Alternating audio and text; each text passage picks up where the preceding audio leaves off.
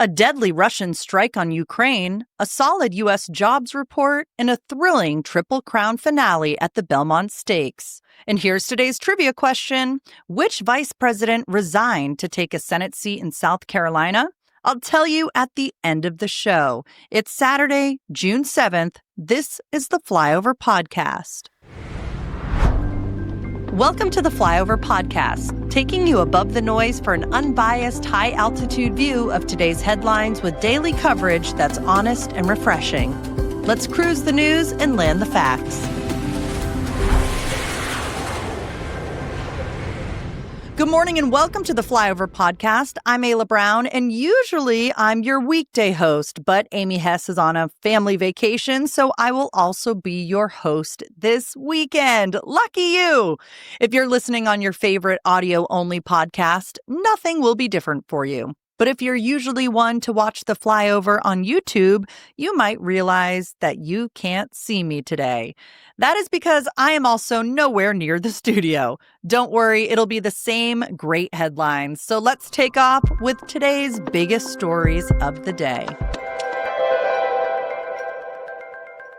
First, Russia unleashed a massive barrage of drones and missiles on Ukraine overnight Friday, hitting Kiev, Lutsk, and the Chernobyl region, killing at least 6 and injuring 80. The attack, one of the war's largest, involved 407 drones, 38 cruise missiles, 6 ballistic missiles, and an anti-radar missile, targeting arms depots, drones factories, and repair facilities. Ukraine's Air Force downed 406 of the 452 projectiles, including 32 cruise missiles. President Zelensky called it a strike on, quote, almost all of Ukraine, slamming Russia for targeting civilians and urging the U.S. and Europe to pressure Moscow. The assault was retaliation for Ukraine's June 1st drone strike on Russian air bases, which destroyed over 40 bombers, a bold move Kiev said targeted planes used to attack its cities.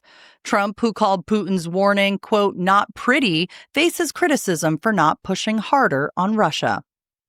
Next, stateside, the U.S. economy is showing some muscle, adding 139,000 jobs in May, while the unemployment rate held steady at 4.2% for the third month, per the Bureau of Labor Statistics. Healthcare led with 62,000 new jobs, followed by hospitality's 48,000, signaling strength in service sectors. Average hourly wages ticked up 15 cents to $36.24, nudging annual wage growth to 3.9%. Economists are betting the Fed will keep interest rates steady, wary of tariff-driven inflation despite the robust numbers. Finally, it's time for the Triple Crown finale at the Belmont Stakes today at Saratoga, with a $2 million purse up for grabs. Preakness champ Journalism is the early favorite, facing off against Kentucky Derby winner Sovereignty and runner-up Beza in an 8-horse field racing 1.25 miles. Rodriguez, a 6-1 long shot, could steal the show, thriving off rest since his April 5th win. It's the second year the race is at Saratoga, while the Belmont Park gets a $455 million facelift. So catch the race at 6:50 p.m. Eastern on FS1 or foxsports.com. Here's what's happening in politics today. First up, a big win for Harvard as U.S. District Judge Allison D. Burroughs blocked the Trump administration's attempt to bar the university from enrolling international students, a move that would have impacted over 7,000 visa holders. The administration yanked Harvard's access to the Student and Exchange Visitor Program on May 22nd, claiming the school fostered anti-Semitism and coordinated with the Chinese Communist Party. Harvard sued, arguing the policy was unconstitutional and retaliated against its First Amendment projected views. Judge Burroughs, an Obama appointee, issued a temporary restraining order citing, quote, immediate and irreparable injury to students facing deportation. Next, Immigration and Customs Enforcement is in overdrive, with arrests surpassing 100,000 since President Trump's inauguration on December 20th. Daily arrests have spiked to over 2,000, up from a few hundred, as ICE ramps up operations in courthouses, work sites, and communities nationwide. The crackdown, part of Trump's pledge for the largest deportation operation in U.S. history, has agents from the FBI, U.S. Marshals, and even the Bureau of Alcohol, Tobacco, Firearms, and Explosives assisting. Finally, a twist in the case of Kilmar Abrego Garcia. He's an alleged MS-13 gang member deported to El Salvador in March of 2025, despite a 2019 court order barring his removal due to gang persecution risks. The Trump administration called it a, quote, administrative error, but doubled down, alleging Garcia's ties to MS-13. Now, Garcia's returning to the U.S. to face federal human trafficking charges, though his lawyers deny any criminal activity, pointing out he's never been convicted. There are more political headlines if you go to jointheflyover.com and sign up for the email edition. When you sign up, the Flyover will land in your inbox every single morning.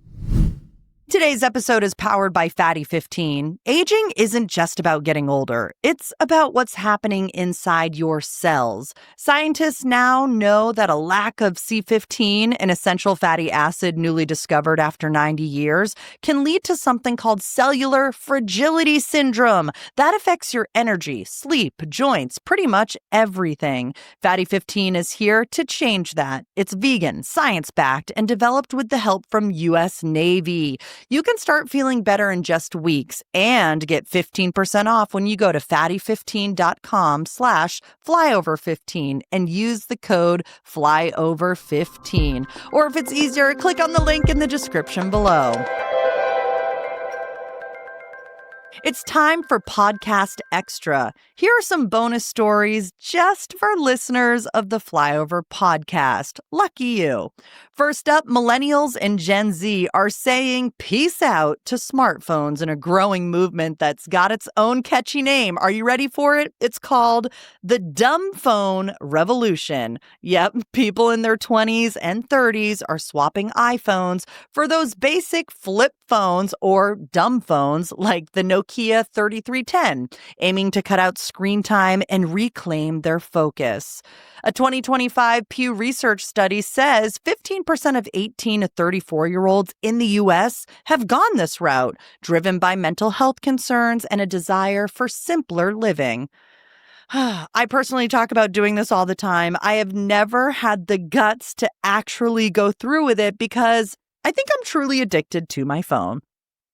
Next, a Connecticut teen's excuse for speeding didn't quite get him off the hook. On Wednesday, 19-year-old Asmir Durkovic was clocked driving 132 miles per hour on Interstate 91 near Cromwell in a Mercedes E300, weaving through traffic and evading a state trooper. When he finally met police at a barracks, he said he didn't stop because he was late for a job interview. Spoiler alert, that excuse flopped. He's now facing 9 charges, including reckless driving and fleeing the police, with a court date pending. Finally, those Canadian wildfires we mentioned earlier are making waves, literally across the Atlantic.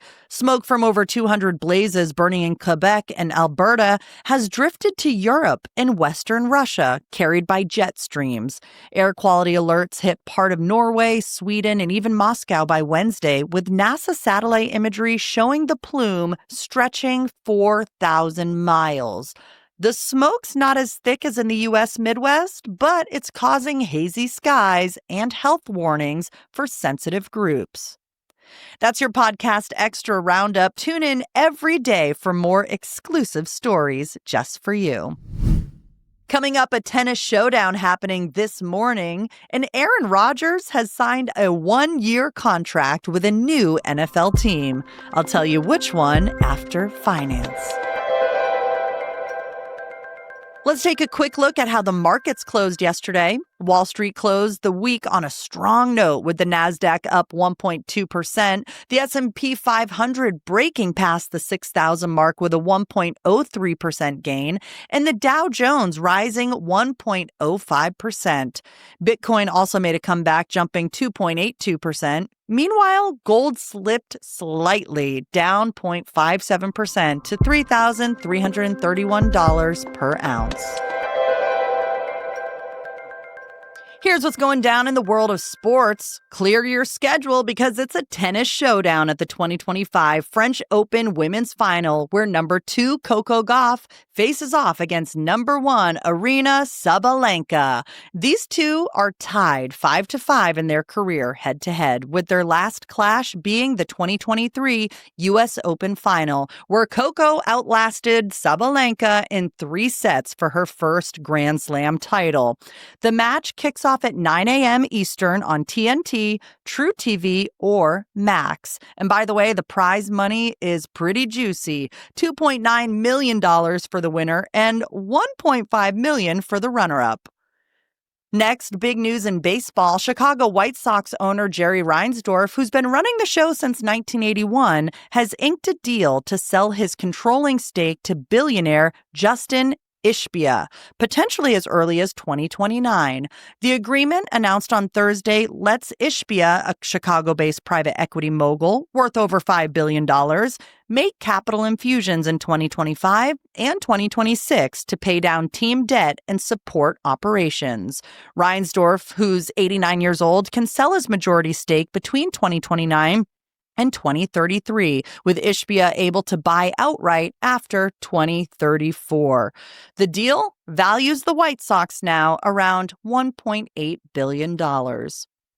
Finally, in the NFL, 4-time MVP Aaron Rodgers is making a stunning move to the Pittsburgh Steelers on a 1-year deal after what many say was a lackluster 24-25 season with the New York Jets.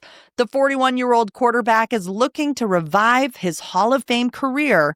Rodgers is set to join the Steelers' mandatory minicamp next week. How do you feel about that? Leave a comment in the comments section below. Welcome to Behind Our Borders, where we'll dive into some intense international stories today. First up, a multinational force just smashed a major cocaine trafficking ring that was using some seriously creative tactics. Spanish police announced Friday that they, along with Britain's National Crime Agency, the U.S., and others, dismantled what they call one of the largest criminal networks moving cocaine from Brazil and Colombia to Spain's Canary Islands. The smugglers used 11 high-speed narco boats to pick up drugs from motherships in the Atlantic, and they turned an abandoned shipwreck into a refueling station for their speedboats. Next, a somber update from Israel. The Israeli military recovered the bodies of Israeli-American hostages Judy Lynn Weinstein, 70 years old, and Gad Haggai, 73 years old, during a special multi-agency operation in Gaza. The couple, both dual citizens, were killed during Hamas's October 7th attack. Weinstein, a poet and teacher, and Haggai, a musician, were confirmed dead in December of 2023, but their bodies remained unrecovered until now. Finally, in another development from Israel, officials confirmed they won't strike Iran's nuclear facilities unless President Trump signals that diplomatic talks with Tehran have failed. The statement comes amid reports of a leaked U.S. proposal allowing Iran limited uranium enrichment for civilian use, which has raised eyebrows given Trump's public hardline stance. Israeli Defense Minister said any decision would hinge on U.S. negotiations, with Israel prepared to act if Iran crosses nuclear red lines. Still to come, one Hollywood star receives his second Guinness World Record. Who is it? Once I tell you, I don't think you'll be surprised. It's all coming up. Here are some stories that are just too good to pass up. Hooters, the iconic wing joint known for its orange shorts and Hooters girls, is hitting hard times.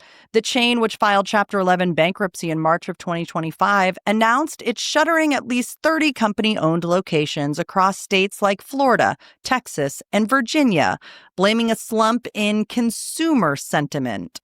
With $376 million in debt and declining foot traffic, Hooters is shifting to a franchise-only model, selling 151 company-owned restaurants to a group led by its original founders.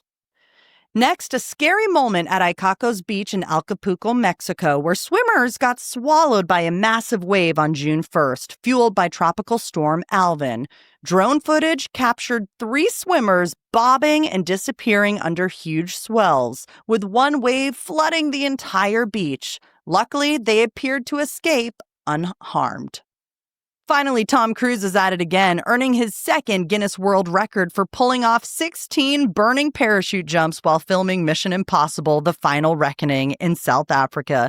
The 62-year-old star jumped from a helicopter at 7,500 feet, strapped to a fuel-soaked parachute set ablaze with just 2.5 to 3 seconds to cut away the burning chute and deploy a backup, sometimes while lugging a 50-pound camera rig for close-ups. Guinness World Records called him a true action hero, with no one else coming close to this stunt. All right, we are at the polls, ladies and gentlemen, and here is the question and the results. Drum roll, please. Do you enjoy weddings? 44% said that you do. You said yes. 38% said no. And 18% said only when I'm not in it. I was so curious how you guys were going to vote. And I think that tracks. I feel like most people do enjoy weddings. I'm just getting old and cranky, and I can't help myself. But here's the poll question for today. What is the scent you most strongly associate with summer? Is it chlorine, campfire, barbecue smoke, bug spray, sunscreen, or other? Wow, this is a great question. And I feel like the answer is going to be very different for everyone. For me, I would say the smell of tequila, margaritas. No, I'm just kidding. Sunscreen is definitely my answer for that. But if you want to vote, I encourage you to do so. Just sign up for the email edition of The Flyover by going to jointheflyover.com, and you can participate in voting every single day. Here's today's trivia question. Which vice president resigned to take a Senate seat in South Carolina? The answer is due to political disagreements with President Andrew Jackson and the need to fill a vacant Senate seat in South Carolina, John C. Calhoun became the first vice president in history to resign from office. Well, my name is Ayla Brown. That's going to be it for me today. I'll be with you the rest of the weekend and into next week so we can continue to get to know each other and, of course, learn together. Share the podcast with a friend. And as always, thanks for your support and thanks for flying with us.